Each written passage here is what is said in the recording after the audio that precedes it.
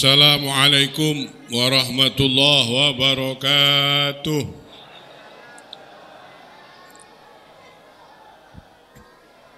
Bismillahirrahmanirrahim.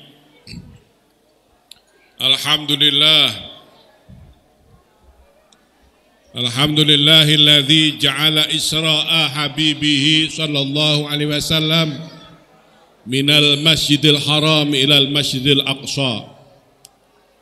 Thumma arrajahu ila sidratil muntaha. Allahumma salli wa sallim wa barik wa karim wa azim wa taraham wa tahannan ala sayyidina wa habibina maulana Muhammad habibihil murtada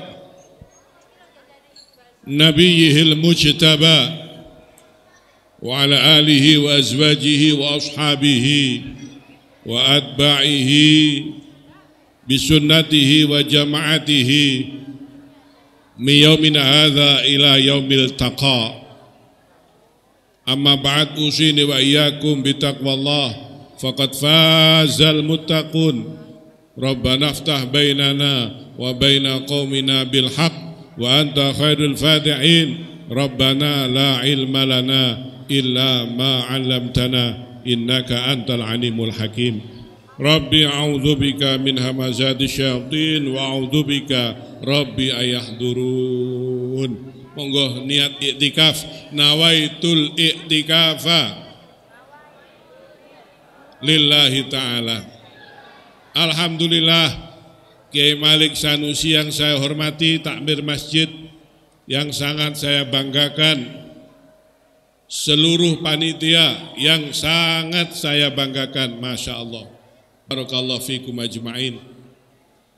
Pengurus RT RW yang sangat saya muliakan, Bapak Ibu, hadirin hadirat, para pecinta Allah, para pecinta Rasulullah Sallallahu Alaihi Wasallam, para pemakmur masjid, pecinta sholawat, pecinta ilmu, yang mudah-mudahan semuanya dirahmati oleh Allah Subhanahu wa Ta'ala. Pemirsa KJTV yang sangat saya cintai karena Allah, semua yang hadir mudah-mudahan mendapatkan barokah. Allahumma barik lana fi Rajab wa Sya'ban wa ballighna Ramadan. Zikir perintah Allah, sholawat perintah Allah. Sampeyan waca surat Al-Ahzab, sampeyan baca surat Al-Ahzab, zikir kita baca rotib, alhamdulillah, keliling dari masjid ke masjid, dari kampung, dari perumahan, ini perintah Allah.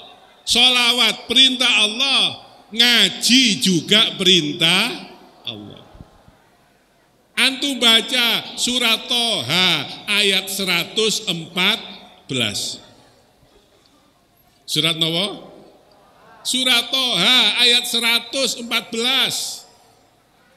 Nggih. Juz 16. Apa perintah Allah kepada Rasulullah? Wa qul rabbi zidni ilma. Coba perhatikan ayat ini. Nggih. Niki kula duduk pidato, niki sik pemanasan, sing pidato nggih Kiai Malik. Kalau ini ngisi pemanasan supaya sampean tambah mantep nggih. Coba perhatikan ayat ini. Waqul, jumhur mufassirin, semua ahli tafsir sepakat kalau ada ayat dimulai dengan kul, ayat itu mempunyai kekuatan lebih penting daripada ayat yang lain. Kul ya ayyuhal kafirun, kul huwallahu ahad. Ayat ini diperintah Allah, dimulai Allah, kul wa kul, katakan Muhammad, Rabbi zidni ilma, ya Allah tambahkan aku ilmu. Jadi ngaji itu perintah Allah. Lah kula sampean alhamdulillah, zikir, sholawat, ngaji, sholat jamaah, semua perintah Allah. Rasulullah Pak diperintah Allah langsung, Muhammad berdoalah kamu minta tambah ilmu. At-Tabari dalam tafsirnya, Semerep At-Tabari namanya. Alhamdulillah, kula teng pondok maca 7 tafsir. Saya di pondok baca 7 tafsir. Yang untuk anak pondok saya baca tafsir Jalalain, yang untuk saya baca 6 tafsir. At-Tabari, sampean Semerep At-Tabari. Wis ngomong Semerep kok. At-Tabari menerangkan ayat ini ndodono orang tidak boleh minta tambahan apapun kecuali ilmu. Tidak ada ayat, ya Allah berilah aku tambahan harta, uang, jabatan. Tidak ada. Hanya ada tambahkan aku. Kata At-Tabari ini menunjukkan pentingnya ilmu. Karena Rasulullah, Kanjeng Nabi Pak, sik dikongkon ngaji. Kanjeng Nabi niku wis jelas suar. Kanjeng Nabi sudah jelas sur, Kanjeng Nabi kekasih Allah, Kanjeng Nabi dosanya sudah diampu, masih berperintah, masih diperintah sama Nabi, jelas warga, potongan gak meyakinkan. Kanjeng Nabi ndak boleh minta apa-apa. Saat ini kalau takon sampean tuh, saat ini kalau takon sampean yang donga, milih donga, ya Allah, kula njaluk tambah duit napa tambah ilmu. Sing jujur, jangan ada dusta di antara kita. Ya Allah, tambahkan aku ilmu apa uang? Nah, ngoten ta sing jujur. Sakniki bapak-bapak kula takoni, sampean yang donga, milih pundi? Ya Allah, tambahkan aku ilmu atau istri?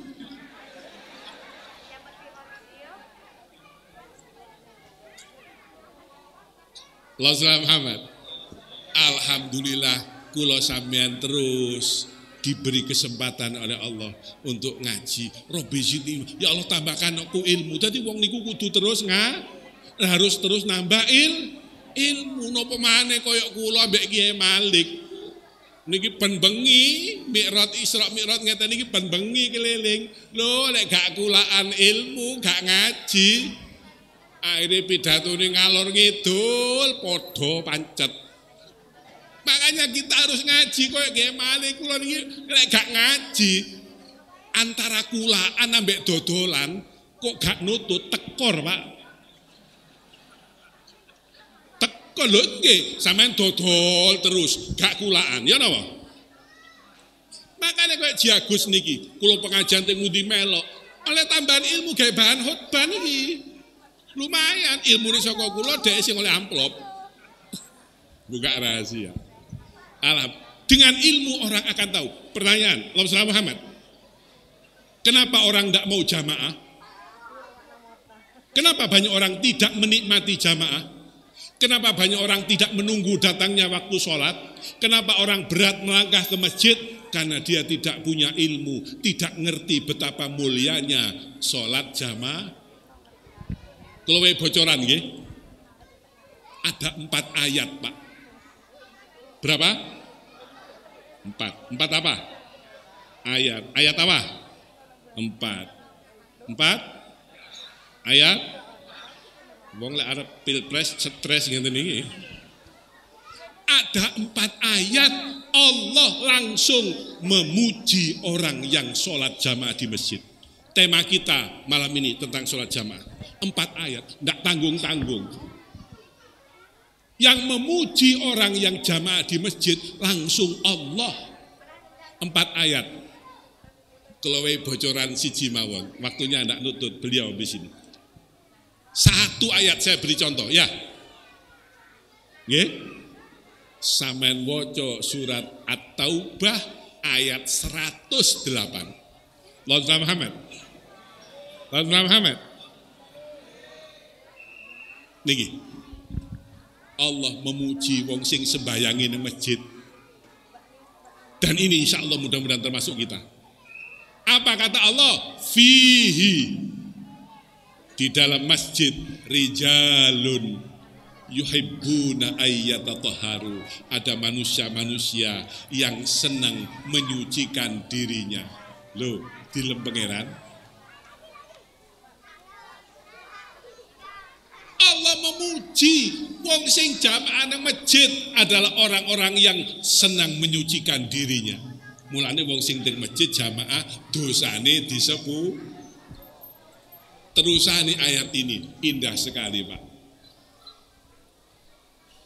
Wallahu yuhibbul mutatahhirin. Wong sing jamaah nang masjid akan dicintai oleh Allah. Allahumma Muhammad. Allahumma Muhammad. Orang yang paling dicintai Allah adalah Rasulullah. Ternyata betul wong sing paling jogo sholat jamaah adalah Rasulullah.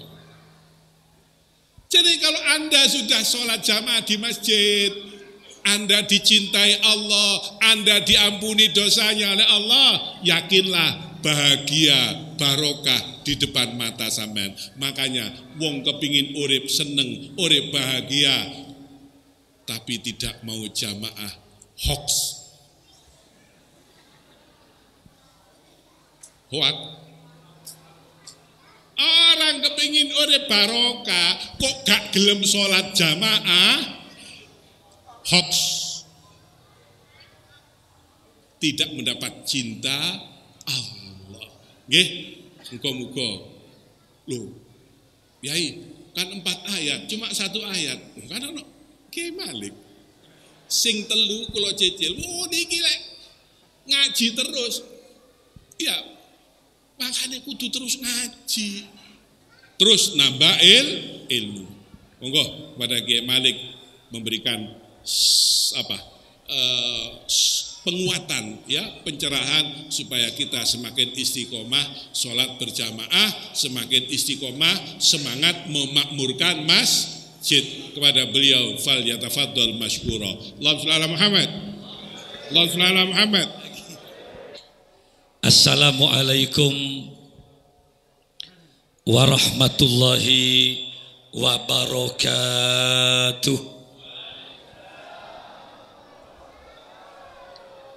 Bismillahirrahmanirrahim. Alhamdulillahi rabbil alamin. Al-qail fi kitabihil karim. A'udzu billahi minasy syaithanir rajim. Bismillahirrahmanirrahim. Innas salata kanat 'alal mu'minina kitaban mawquta. Wassalatu wassalamu ala asyrafil anbiya'i wal mursalin sayyidina Muhammadin wa ala alihi wa ashabihi wa tabi'in wa tabi'it tabi'in wa man tabi'ahum bi ihsanin ila yaumiddin. Amma ba'du. Hadratal kiram, masyayikhin al-afadil wa ulama'an al-kurama, para masyayikh, para yai, bini sepuh yang saya muliakan, wabil khusus guru kita bersama. Beliau tidak mau dipanggil Kiai Haji karena beliau sering tatkala ceramah selalu mengingatkan saya bukan Kiai Haji tapi Gus Fikri. Tidak mau. Kenapa? Karena di bulan-bulan ini banyak kiai meninggal. Biar beliau tidak termasuk hitungan gitu loh ya. Jadi beliau berubah menjadi Gus Fikri. Bulan-bulan ini di kecamatan saya ada 5 kiai besar wafat. Dari cucu Ki Hosnan, Ra'yatul Hosnan Beringin. Ada juga di Banyu Putih, ada juga di Zainul Bahar. Biasanya ketika hampir memasuki bulan Ramadan, ini sudah mulai banyak biasanya tahlil-tahlil di desa ini. Para jamaah Ratibul Haddad, terlebih takmir masjid Baitur Rahman, tepatnya di perumahan Taman Gading. Semuanya yang saya banggakan. bersyukur kepada Allah di bulan Rajab ini, minggu pertama kami bisa hadir dengan kemasan acara. Tentu pertama mengingat bulan Rajab, di mana bulan ini adalah bulan yang cukup mulia, sampai ada hadis yang menyatakan anna Rajabah syahrullah, bahwa Rajab itu adalah bulan-bulannya Allah. Ingat, Rajab ini adalah bulan-bulannya Allah. Ada apa Kiai? Diperintahkannya kita melaksanakan sholat itu jatuh di bulan Rajab. Dan Sya'ban itu dinyatakan wa anna Rajab syahri, dan sesungguhnya bulan Sya'ban itu adalah bulan-bulanku, kata Nabi. Kenapa Kiai? Karena turunnya ayat innallaha wa malaikatahu yusalluna ala nabi ya ayyuhalladzina amanu sallu alaihi wa sallimu taslima. Diperintahkannya umat Nabi Muhammad bersolawat itu jatuh di bulan Sya'ban. Wa ramadhana syahru ummati, dan bulan Ramadan itu adalah bulan-bulan umatku. 3 bulan ini syahrul hurum, bulan-bulan yang dimuliakan oleh Allah.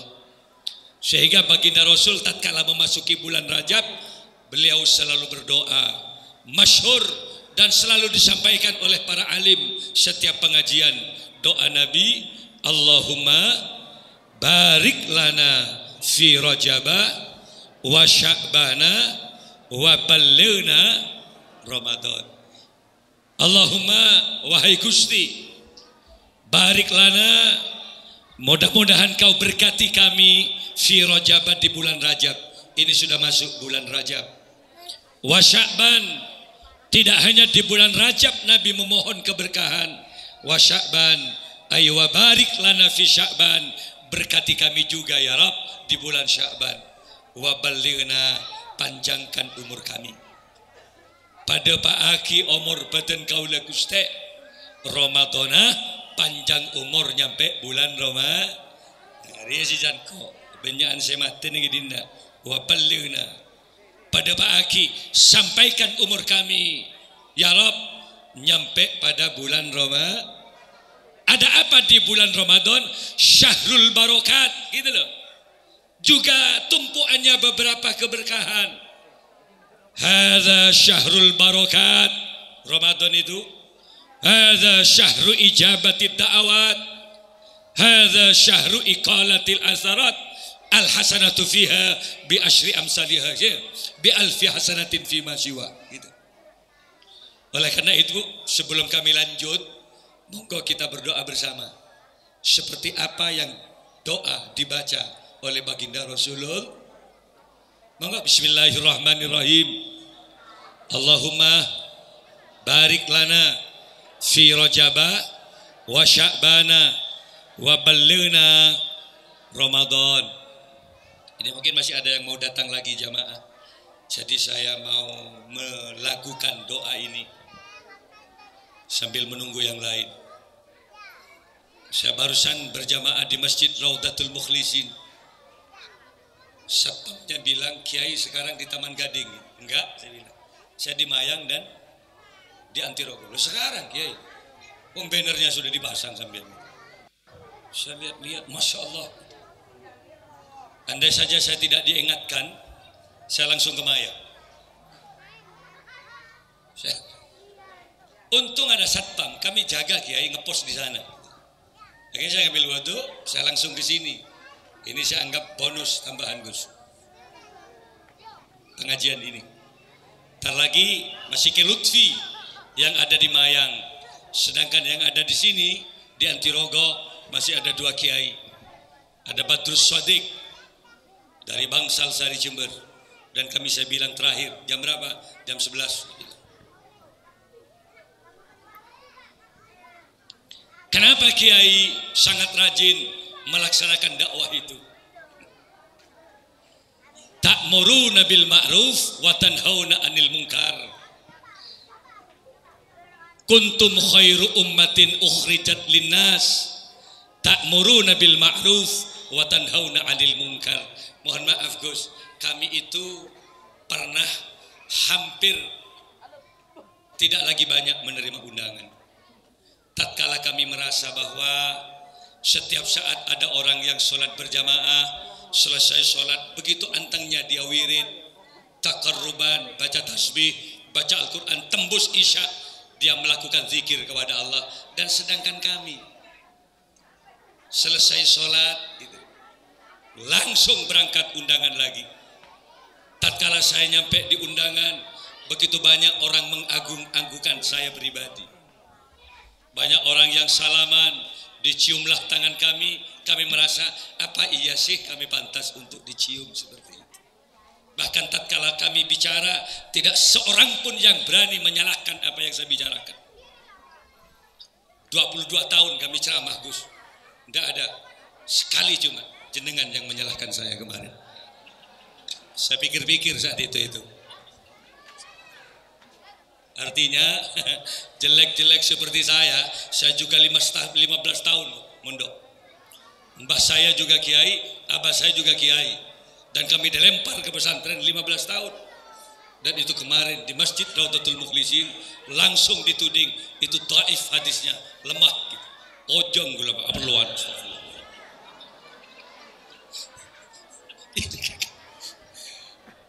Masya Allah.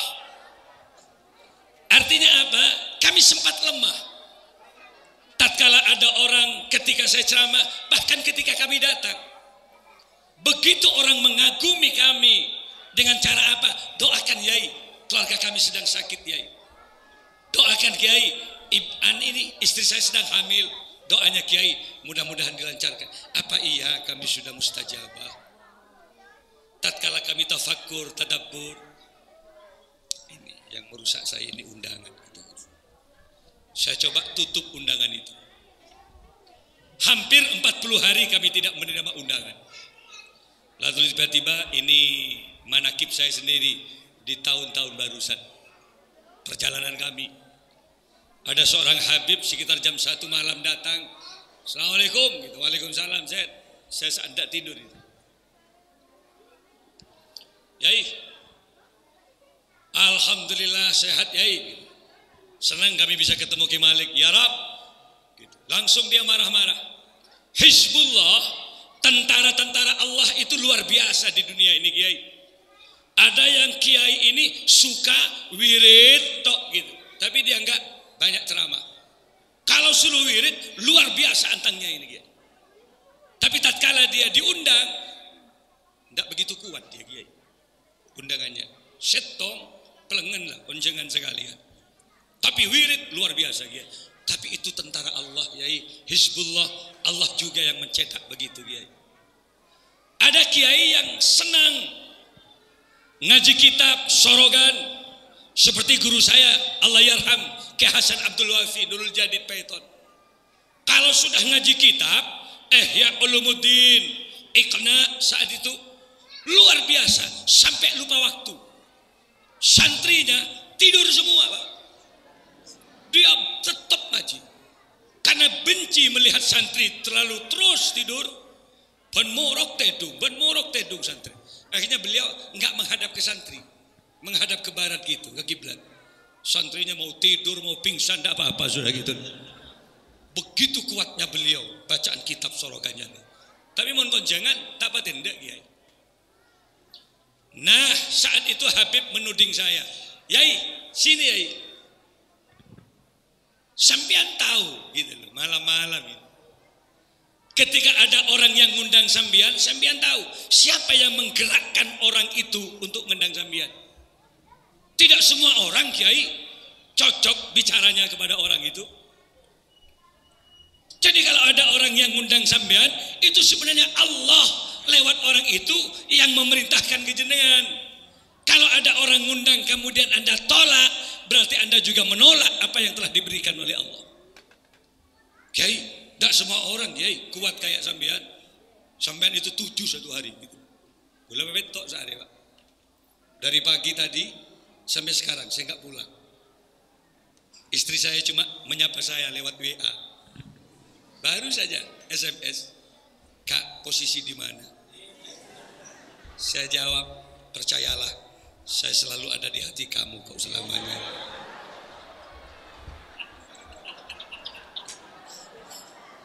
Gimana lagi, Gus? Ini yang membuat saya ingin segera pulang. Akhirnya gimana? Tatkala Habib itu marah-marah sama saya, tuh coba lihat, mohon maaf Gus, takut ayatnya ini salah Gus. Beliau itu langsung ambil tafsir, coba Anda baca. Ini tafsir Ibnu Katsir. Kami punya kitab di situ, suruh baca. Innalladzina amanu walladzina jahadu wahajaru fi sabilillah yarju rahmatallah fa innallaha ghafurur rahim. Beliau menerangkan begitu marahnya sama saya. Coba baca, coba baca. Innalladzina amanu, sesungguhnya orang-orang yang beriman kepada Allah, yakin adanya Allah gitu. Walladzina jahadu, dan mereka mau berjihad gitu. Jihad dalam arti fisik, perang. Tapi mujahadah, melawan hawa nafsu, itu namanya mujahadah. Ingat, perang fisik ini ringan, jauh lebih berat daripada perang melawan hawa nafsu. Sehingga Nabi setelah peperangan yang luar biasa memakan korban, Nabi menyatakan rojakna min jihadil asghar ila jihadil akbar.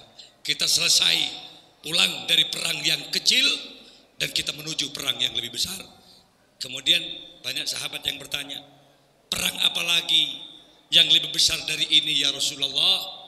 Jawaban Rasul, jihadun nafsi, memerangi hawa nafsu. Inilah pentingnya sholat berjamaah.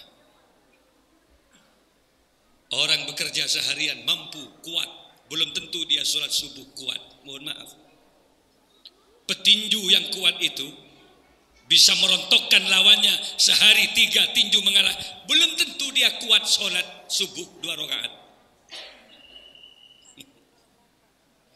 Orang yang sudah hebat masuk ke kantor-kantor dari pagi sampai jam 3 setiap hari, mampu loh ke kantor itu, tapi belum tentu dia mampu melaksanakan sholat jamaah walau cuma 10 menit. Jihadun nafsi, jihad, perang melawan hawa nafsu, luar biasa beratnya. Subuh itu cuma 2 rakaat, dikerjakan nggak sampai 5 menit, coba aja. Sebelum Anda takbir, lihat waktu sholat, nggak sampai 5 menit.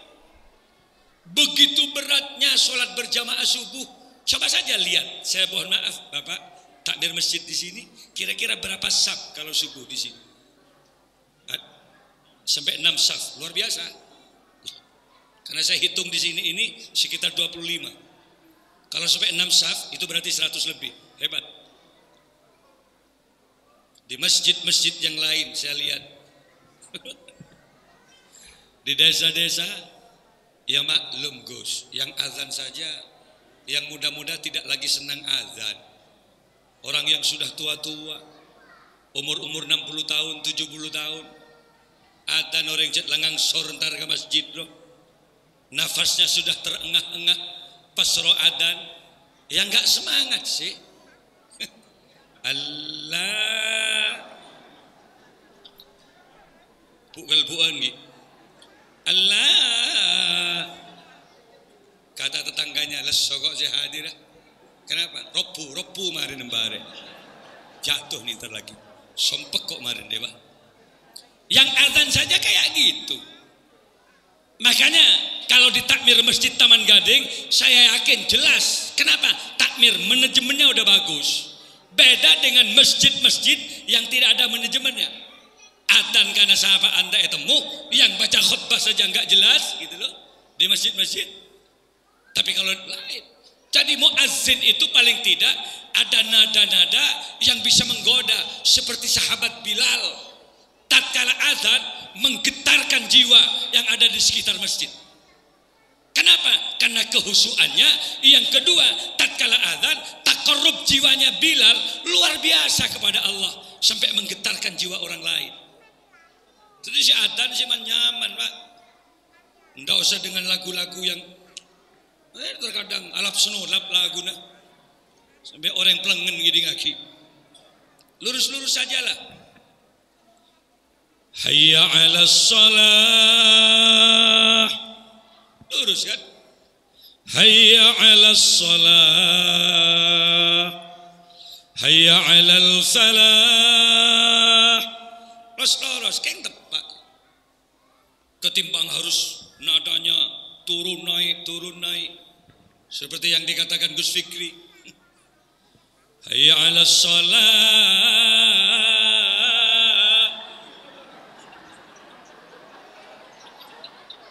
Hayya 'alas shalah. Ini kan nada-nadanya kayaknya ini sudah mau dilakukan ini. Hayya 'alal falah. Hayya 'alal falah. Ini kan lagu-lagu Yopilatul dimasukkan ke adzan. Dan Indonesia itu cenderung memang intonasinya banyak salah, Gus ya. Kalau di Mekah subuh as-salatu khairum minan naum, itu naumnya pendek. As-salatu khairum minan naum. Mesti. Kalau subuh as-salatu khairum minan naum. Kalau diterjemah salat lebih baik dari tidur. Ya, tidurnya pendek. Kalau di Indonesia naumnya yang panjang. As-salatu khairum minan naum. Mesti. Coba lihat. Kalau diterjemah salat gitu lebih bagus dari tidur. Jadi intonasinya saja salah. Sehingga kecenderungannya mereka itu tidak tertarik untuk bangun karena intonasinya beda. Ini sholat yang pertama. Yang kedua, ini kenapa kita harus menyembah kepada Allah dan kita harus kuat? Belum tentu loh Bapak, orang yang secara fisik itu kuat, sholatnya itu juga kuat. Belum tentu. Tergantung keyakinan mereka, tergantung kepercayaan mereka, keyakinan mereka kepada Allah Subhanahu. Ini loh jiwa ini dari dalam. Subuh itu kalau tuh Masya Allah, ngangkat tangan aja kok nggak kuat, padahal nggak gendong apa-apa, nggak mikul apa-apa. Coba bayangkan, kenapa? Makanya kalau saya di desa-desa sering marah, dikerjakan sholat cuma 2 rakaat subuh, walaupun khusyuk, ya 2 rakaat, nggak usah tambah-tambah lagi, itu perintah Allah. Pala 2, iya 2, tak usah tambah boleh. Kurang apa? Mari coba 2 rakaat. Kalau mau sholat lagi, sholat sunat mutlak aja.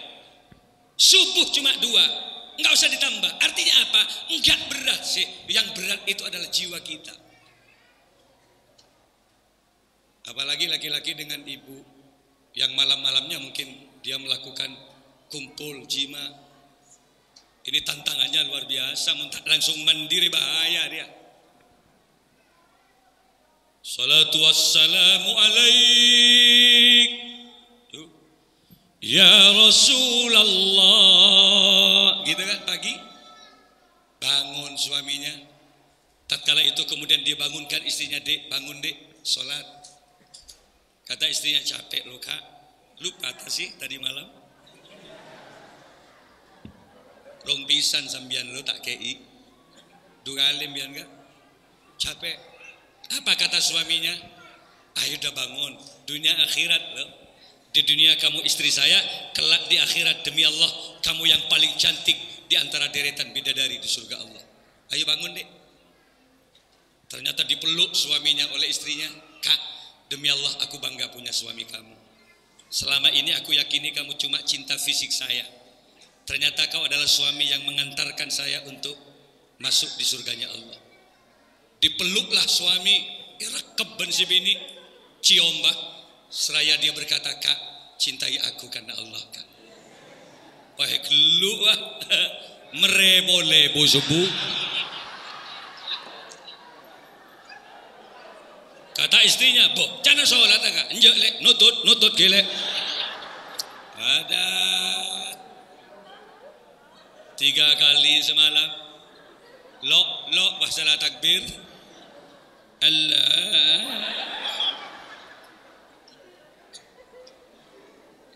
Ini hanya bagi orang-orang yang punya kekuatan batin, keyakinan kepada Allah, bisa mandi di waktu pagi bersama, segar tatkala mau menghadap Allah, bukan lagi menjadi sesuatu yang sulit, tapi kebahagiaan indah, menjadi sesuatu yang indah tatkala kita menghadap kepada Allah. Mindset kayak gini ini yang sulit. Makanya Bapak, caranya bagaimana? Jadi manusia itu harus pandai-pandai bersyukur kepada Allah. Jadi orang yang tidak pandai bersyukur itulah yang sebenarnya berat untuk melaksanakan sholat. Sering saya katakan, kalau kita menyadari sebagai manusia, untuk apa berat sholat? Yang membedakan kita dengan binatang itu kan di situ. Kalau kehidupan kita cuma makan, minum, tidur, makan, minum, ke toilet, makan, itu kan pekerjaan kambing, pekerjaan sapi, pekerjaan binatang. Jadi tatkala manusia, kalau orientasi kehidupannya cuma ngakan, minum, alako, melolo gitu loh ya, ngakan, gitu. Jadi ampas, kemudian tidur lagi, makan lagi, apa bedanya kita dengan binatang? Tidak ada lagi yang memuliakan kita tatkala kemudian kita melupakan ibadah kepada Allah. Dan inilah yang dikatakan oleh Allah di Quran, walaqad zara'na li jahannama katsiran minal jinni wal ins. Sungguh telah aku ciptakan, sungguh telah aku siapkan neraka jahanam. Untuk siapa dicipta neraka jahanam? Minal jinni wal ins, dari jin dan manusia. Dialah penghuni neraka jahanam. Siapa yang masuk neraka itu? Qulubun la yafqahuna biha. Lahum qulubun la yafqahuna biha. Mereka yang punya jiwa, punya hati, tapi tidak kenal kepada Tuhan. Walahum a'yunun la yubsiruna biha. Mereka punya mata, tapi tidak pernah melihat terhadap kebaikan. Tahu kalau masjid itu ada, tapi terkadang tidak ada sentuhan, ajakan kepada kita untuk gemar berjamaah di masjid. Mohon maaf. Tidak tentu orang yang dekat masjid paling bajing ke masjid, belum tentu. Mohon maaf. Belum tentu, tidak menjamin orang yang dekat ke masjid bajing ke masjid, enggak. Ini yang terkadang paling telat. Kenapa? Kalau Jumat belum banyak datang, ini enggak keluar-keluar. Saya di rumah ada 2 blok di situ yang datang, saya coba tandai mereka. Yang datang ke masjid kalau Jumat itu demi Allah, mereka yang jauh-jauh Bapak. Situng datang gadok si adoro, jalan kaki gitu. Si datang di depan, mau lagi ulang ngaji Quran. Kalau yang dekat-dekat terkadang cuma buka kelambu gitu. Oh, tak banyak masih. Belum tentu. Jadi dekat tidaknya itu tergantung panggilan jiwa ini. Kalau dia sudah mendapatkan hidayah dari Allah, insya Allah orang itu akan ada gerakan untuk kemudian istiqomah ibadah ke dalam masjid. Makanya memang harus diajak ini terus menerus. Lalu yang kedua, ibu, mohon maaf, cobalah sekali-kali ibu itu berjamaah dengan suami. Paling bahaya, mun gula Pak, paling sompek kabini, mun laki tak ndak ya cek sholat berjamaah. Mana sholat tak ada gitu lah ya. Kamu sajalah ke masjid, lagi nanti tak tahu ngimamin. Waduh, bahaya nih. Sekali-kali ibu coba ajaklah. Mas, kau kawin aku loh mas, aku bangga kalau kamu menjadi imam dalam kehidupanku. Tidak hanya sebagai seorang yang bisa memberikan nafkah lahir kepada saya, tapi sekali-kali mas, coba kamu ngimami aku lah. Coba lah ibu di rumah. Kalau ibu kemudian ngena kepada suami yang bisa ngaji, yang bisa mengantarkan ibu khusyuk kepada Allah, bersujudlah kepada Allah, bersyukurlah. Selaki sawu i'tadilu, yang lurus deh, yang lurus. Jangan si bini loros ban siapa kayak ada orang sekali. Teringat Imam Masjidil Haram sekali. Tatkala kemudian suaminya takbir, Allahu Akbar, tergetarlah jiwa seorang istri. Ya Allah, punya suami yang bisa ngaji saya. Bismillahirrahmanirrahim. Alhamdulillahi Rabbil Alamin, Ar-Rahmanir-Rahim, Maliki Yaumiddin. Senangnya punya suami yang bisa ngaji. Iya apa enggak Ibu? Yang susah kalau punya suami, takbirnya saja enggak benar. Imami enggak? Iya deh. Allahu Akbar. Sami Allahu liman hamidah. Allahu Akbar. Maaf Ibu, kalau Anda ngangkat imam itu harus akra, bagus bacaannya. Kalau saya baca di kitab Ihya Ulumuddin karangan Al-Alim Al-Allamah Al-Aris Billah Imam Abu Hamid bin Muhammad Al-Ghazali, akra ditempatkan di posisi pertama. Yang bagus bacaannya itu angkat jadi imam. Kenapa? Karena bacaan imam itu bisa menggait orang jamaahnya itu khusyuk kepada Allah Subhanahu. Makanya di Mekah Abdurrahman As-Sudais, As-Suraim, hafid dia loh.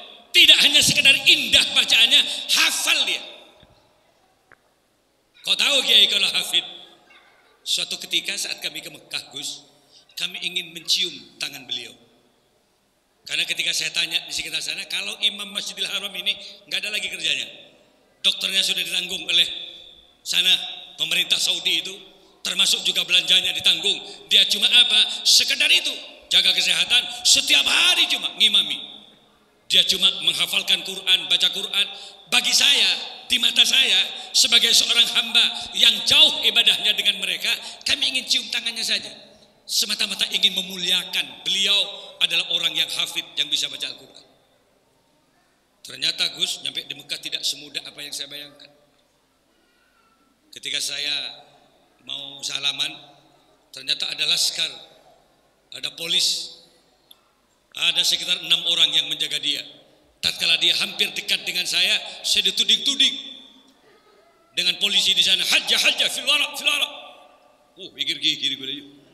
Hajjah Indonesia, soai fil wara. Surah kebudi. Ya Allah, tak ibu kok berarti. Pikiran saya Gus, dia powalana sholat balik. Powalana sholat takut mengganggu waktu sholat. Ya, oke lah, saya ada di belakangnya saja saya bilang. Nanti selesai sholat, salam sudah selesai, kami pegang tangannya Abdurrahman As-Sudais itu. Karena kami adalah orang yang kagum terhadap bacaan-bacaan mereka, menggoda jiwa saya. Sudah, pada saat beliau sudah ada di depan jadi imam, saya mencoba di belakang. Iyan tare boleh berpolisi. Hajjah, ta'al. Alimta an hadha as-saff al-awwal wa thani kullu hafidhul Quran. Tahu benar? Tahu enggak bahwa saf pertama dan kedua di belakang imam semua harus hafal Quran. Kenapa? Tatkala imam salah, ini yang kasih tahu. Wa antal hafid, gitu ke saya. Benapal, apal. Wah, iyo je boleh kok benoreng. Iyo sir boleh. Ngusok boleh. Entekuk benggelap polisinya, hak nih. Saya pegang polisinya. Zawar hujjat. Kharid fi hadal masjid. Keluar mana? Keluar ke masjid. Pokoknya bani luar kok malah. Marah Gus. Saya marah Gus.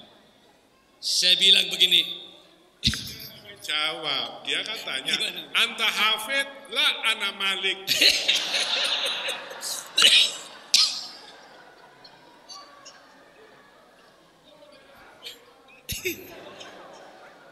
Akhirnya apa?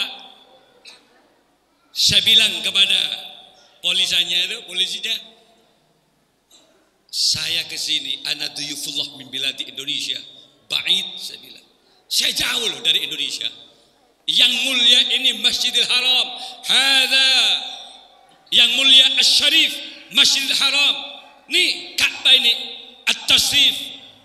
Saya bilang yang mulia ini Ka'bah. Saya mau ke Ka'bah ini, saya mau ke Masjidil Haram ini, tasrifan wa ta'ziman wa karamatan Ka'bariyah. Kota antara gabaan. Saya minta, saya tidak mau ke kamu. Saya bilang yang mulia Ka'bah ini, kamu jangan buat gara-gara dengan saya.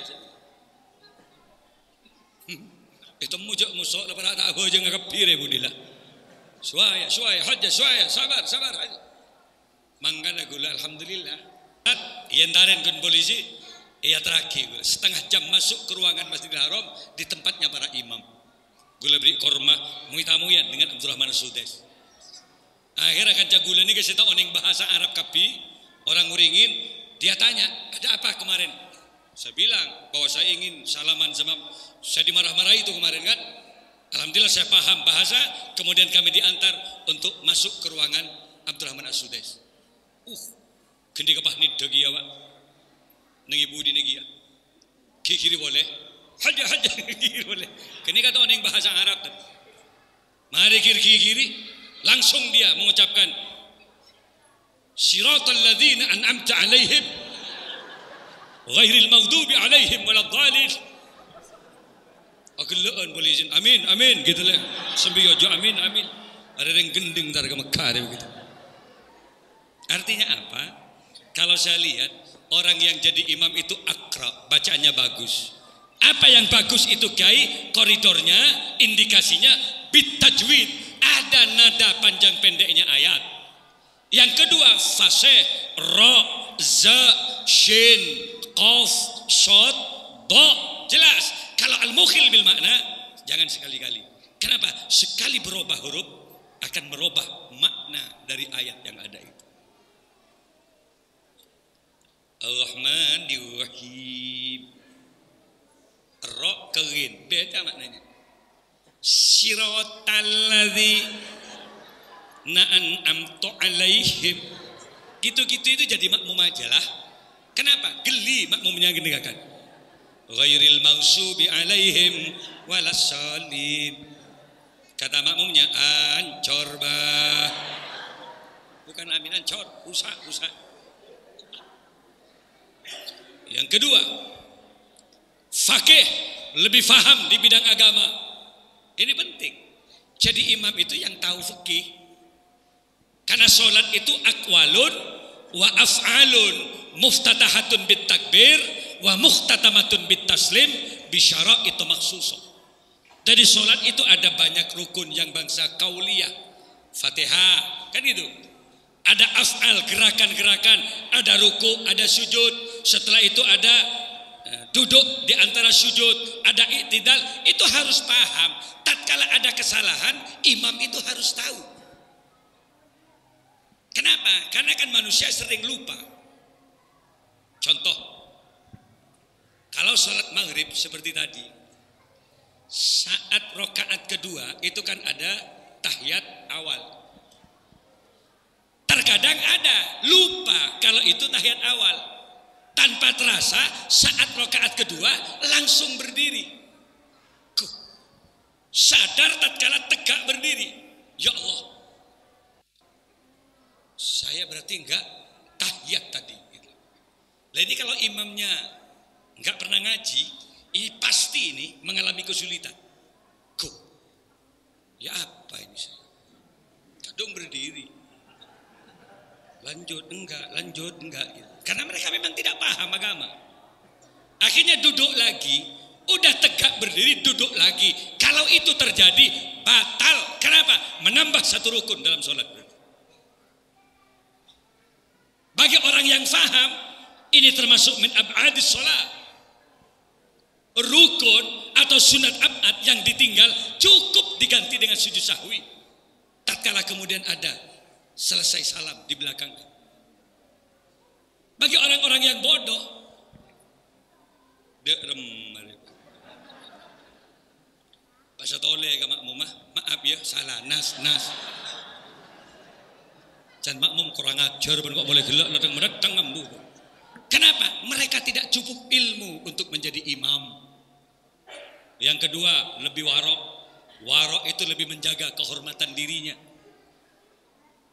Ke barat, ke timur, masyarakat tahu kalau dia jarang bicara bohong, dia jujur, dia selalu menutup aurat gitu loh ya. Ketika dia ke sungai, dia tetap menutup aurat.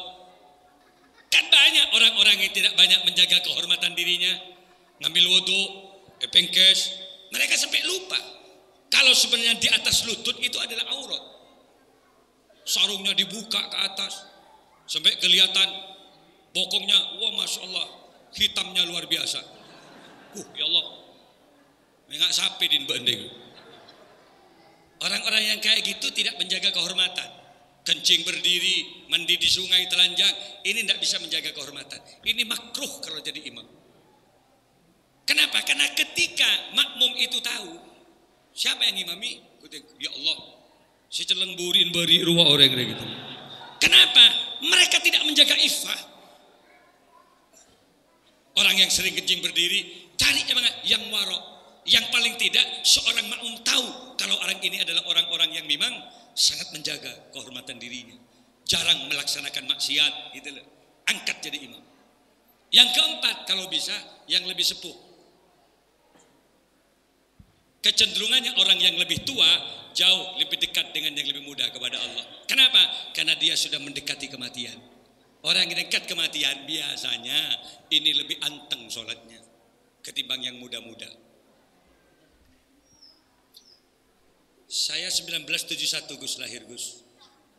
Jadi 2019 sekarang berarti saya 48 Gus. Bulan 6 Gus.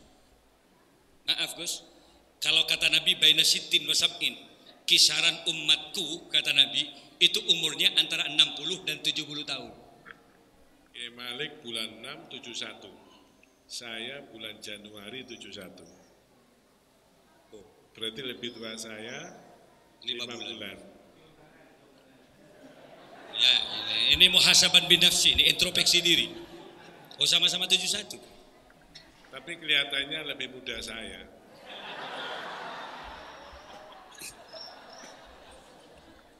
Coba bayangkan, andai saja saya ini berpikir terhadap apa yang diajarkan oleh Nabi, yang dikatakan Nabi, baina sittin wa sab'in, kisarannya 60. Kalau kita sadari berarti kontrak kehidupan saya kalau 60 tahun, kan sisanya berarti sudah tinggal 12 tahun. Tahun depan tinggal 11. Tahun lagi tinggal 10 tahun. Apa yang akan kita cari?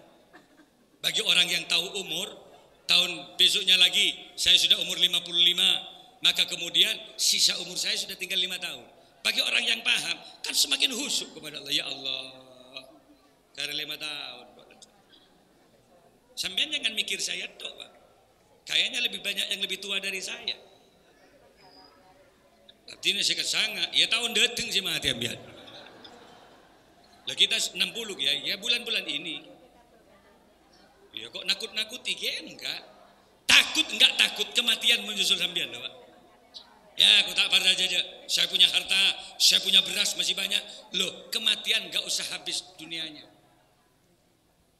Banyak dunia mati. Pak Harto itu terkaya loh. Mantan presiden di Republik Indonesia, bayangkan 33 tahun. Jenderal lagi. Siapa yang berani dulu ke Pak Harto? Kekayaannya Pak peringkat keempat sedunia. Kalau di Indonesia tidak ada yang lebih kaya dari keluarga Cendana di masa itu. Tommy Soeharto baru saja bayar pajak amnesti berapa? 71 triliun pajaknya. Bayangkan. Berapa 71 triliun? Kita undangan diri dulu nggak sampai kan Gus?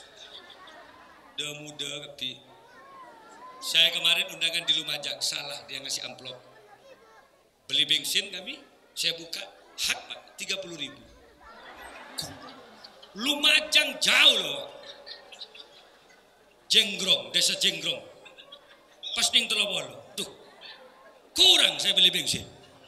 Saya bilang, ya sini bang, coba cari lagi di mobil amplop, mungkin ada yang jatuh gitu. Gak ada, memang itu saya. Ya Allah. Udah seru ngisi saya, berapa? 200.000 saya bilang, 200.000 saya bilang. Kata santri saya, gak apa-apa lah Kiai, kami bawa uang. Kalau 200.000 dah, lendak pasti salah Kiai.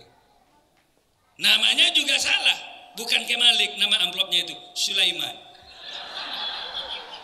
Ini mungkin salah amplop orang ini. Kata dia pasti diantar Kiai, pasti diantar kalau salah Kiai. Saya tunggu-tunggu sampai 3 hari nggak ada. Sampai sekarang nggak ada yang antar. Masya Allah, memang 30 itu mungkin harganya saya. Enggak, mohon maaf Bapak. Ini saya nyaringkan ke takmir masjid ini. Kesalahan cukup sekali-kali. Tolong jangan diulang lagi kesalahan yang sama ini. Jadi ada apes-apesnya juga Gus ya. Tolong takmir amplop untuk Gus Fikri sama Kiai Malik jangan sampai tertukar ya. Saya kelihatannya lebih banyak saya ya. Mohon maaf Ibu, Bapak, ini bukan berarti Kiai kalau pengajian itu ngarepno amplop. Kalau ada Kiai kok pengajian ngarepno disangoni itu dosa. Tapi lebih dosa ngundang Kiai gak disangoni itu.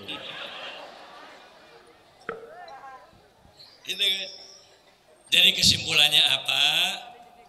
Kesimpulan pidato saya, kalau Bapak Ibu enggak khusyuk untuk sholat sendiri, mohon maaf. Tak mungkinlah dari takbir sampai salam. Kami dipanggil oleh guru saya, guru tasawuf saya, dan dia berkata, "Nak, kalau kamu selama hidup sekali saja khusyuk sholat, dari takbir sampai tahiyat, hebat kamu jadi manusia." Saya menangis, ya Allah. Berarti saya dari dulu ini gak dianggap apa-apa dengan Kiai. Coba saja sampean perhatikan sendiri. Dari takbir sampai tahiyat, sampean khusyuk, hebat. Terkadang takbirnya khusyuk, nyampe 1 rakaat. Ingat saja persoalan-persoalan keduniaan masuk ke dalam sholat itu. Apalagi sering ngambil wudhu di sungai. Banyak orang mandi di situ. Ngelak wudhu sungai, kadang-kadang takbir, ya Allah. Cek lebur yuk, cek rati deh. Padahal kalau orang mau khusyuk, kalau di kitab tasawuf itu sufistiknya apa? Takhafi, orang yang mau khusyuk itu meniadakan dulu segala sesuatu. Petompes kada. Jadi urusan istri, urusan keluarga, urusan harta benda, pangkat jabatan, selama belum kita mampu menghilangkan itu, jangan sekali-kali takbir. Kalau masih ada urusan keluarga masuk ke sholat, kamu tidak akan pernah khusyuk. Sekali-kali urusan kantor masuk di sholat, sampai nggak pernah khusyuk. Caranya hilangkan dulu semua. Nggak mikir istri, nggak mikir keluarga, nggak mikir kantor, pekerjaan. Takhafi, lonyo Pak, gemet tidak sekali Pak. Yang ada cuma sambian muncul dalam pikiran. Baru tajalla, datangkan kemudian zat Allah seolah-olah sedang melihat kita. Burung biar husuk takbir, Allahu Akbar, gemet tidak benar. Makanya Sayyidina Utsman tatkala mati tertombak, beliau saat kemudian diambil tombaknya, dia menjerit kesakitan luar biasa. Apa yang mampu untuk kemudian dia mencabut tombaknya? Saat sholat, tolong cabut tombak saya itu. Jadi tatkala dia menyatu dengan Allah sholat, dicabut, mengalir deras darah Sayyidina Utsman. Mereka tidak ada keluhan apa-apa. Selesai sholat, Assalamualaikum warahmatullahi, Assalamualaikum warahmatullahi. Baru kemudian dimanya, mari itu ya cabut tombak. Sudah di rakaat kedua saya cabut tombaknya. Tidak terasa. Kenapa? Karena dirinya sedang dekat dan menyatu, senang kepada Allah. Nah kita coba-coba. Terkadang cuma ada nyamuk saja dilihat-lihat. Itu kan berarti konsentrasinya ke nyamuk. Padahal terkadang setan bisa berupa nyamuk. Ngena ke kita, nyamuknya pergi, hilang konsentrasi, datang lagi, pergi lagi, ngucap ya tengah mari bentabung benar. Gagal kita sudah untuk pendekatan diri kepada Allah. Makanya bagaimana caranya untuk khusyuk kepada Allah? Saat ini ada guru kita bersama, Gus Fikri. Saya kan sudah lebih besar sambian katanya amplopnya tadi Gus. Jadi saya sedikit aja lah. Saya mengambil kemaya ngaji antar lagi ini. Lalu ke Antirogo. Mudah-mudahan sedikit ini Gus ada manfaatnya yang besar Gus untuk kami pribadi. Dan mohon maaf kalau sholat berjamaah itu untungnya apa lagi? khusyuk saja satu orang di dalam masjid itu, satu saja yang khusyuk, maka mereka semua akan dikabulkan sholatnya oleh Allah Subhanahu. Di antara kita mangan mun tak pati khosok ikut jamaah saja. Ngampu aki abah tibi le tak bisa. Lan norok manggilangan belengan Allah. Yang khusyuk satu, Gus Fikri misalnya. Ya ikut juga kita, kena, terima juga oleh Allah. Makanya itu untungnya kita sholat berjamaah. Ya Gus, itu aja Gus. Tak banyak-banyak kami mohon maaf. Dan kami langsung mohon izin. Makan, tidak usah memang. Berkat, tidak usah. Jadi kalau sudah ya ganti mentahan-mentahannya aja gitu. Saya nggak enak sama Gus. Kemarin kami di sini Gus. Sama di sini juga Gus. Di Masjid Barat Jalan Baitur Rahim juga lah ya. Apa namanya gitu lah. Nah, ya Muktisari. Kemudian sekarang ini kami sudah ditunggu banyak orang. Kalau di sini kami terus terang saja tak level dengan saya. Kalau Gus Fikri kenapa? Saya memang takut sejak awal. Kalau saya ketemu Gus Fikri sudah takut. Ini singa podium sejak dulu. Sebelum saya jadi orang, beliau sudah jadi orang. Kami masih orang-orangan, ini sudah jadi orang. Tadi kami lihat bagaimana pidatoan beliau itu luar biasa. Saya gemetar kalau ketemu beliau. Alhamdulillah, Gus. Jadi berilah kami ilmu Gus. Dari file-filenya sampean tentang pidatoan itu berikan ke kami Gus. Nanti kami akan menyampaikan 1% untuk Agus gitu lah ya, 99 untuk saya, selebihnya untuk anak yatim nanti Agus. Segitu saja, kurang lebihnya mohon maaf. Hadanallahu wa yakum. Wassalamualaikum warahmatullahi wabarakatuh. Assalamualaikum warahmatullahi wabarakatuh. Alhamdulillah Bapak Ibu, mudah-mudahan menjadi tambahan nutrisi untuk keimanan kita, karena orang melangkah ke masjid itu urusannya bukan mendengar azan atau tidak, bukan sehat atau tidak, tapi orang mau melangkah ke masjid urusannya iman. Jadi kadang orang tanya, kenapa melangkah ke masjid kok berat? Munggah gunung kuat, munggah masjid gak kuat. Munggah genteng kuat, munggah bojo sedina ping 4. Munggah masjid kok, karena urusannya adalah kenapa berat? Karena datang ke masjid urusannya adalah keimanan. Mudah-mudahan fazadathum imana, dibacakan ayat Allah dengan berzikir iman kita bertambah. Mudah-mudahan barokah manfaat. Al-Fatihah. Saya beri bocoran untuk materi malam Jumat. Kalau kita merasa sudah sholat, tapi Anda harus tahu orang sholat itu macam-macam. Jangan merasa cukup, aku yang penting wis sholat. Sholat itu di Quran ada 5 tingkatan. Alhamdulillah sudah saya kaji ada 5 tingkatan. Mari kita evaluasi level mana sholat kita. Insya Allah materi malam Jumat di Masjid Jamek Masa Jember habis Isya, insya Allah. Oke, mudah-mudahan kita istiqomah.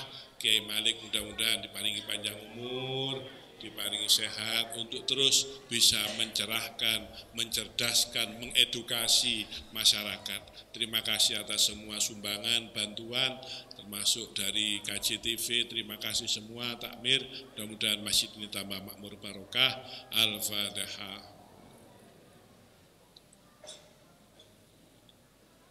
Demikian kurang lebihnya mohon maaf. Insya Allah pengajian bulan depan di masjid ini penutupan pengajian kita, dan Kiai Malik alhamdulillah malam ini sekaligus tasyakur majelis taklim ini berusia 1 tahun.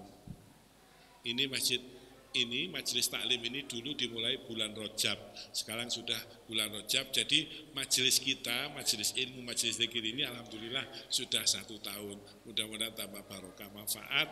Untuk bulan depan materi kita tentang insya Allah fiqhus syiyam, fikih puasa, untuk mempersiapkan menghadapi bulan Ramadan. Kita tutup dengan kafaratul majelis. Tolong berkat segera disiapkan. Dan sekali lagi jangan tertukar dengan punya saya. Dan harus dipahami, kiai itu kemana-mana mesti bawa supir dan santri. Ini harus dihitung berkatnya ini. Kalau supir dan santrinya tidak dikasih berkat, meredin kiai nanti. Jadi dalam rangka menjaga stabilitas, berkatnya ya minimal harus 3. Demikian kita tutup dengan kafaratul majlis. Subhanakallahumma bihamdik asyhadu an la ilaha illa anta astaghfiruka wa atubu ilaik. Terima kasih Pak Hadi sudah meliput KJTV, Masya Allah, TV dakwah, TV barokah.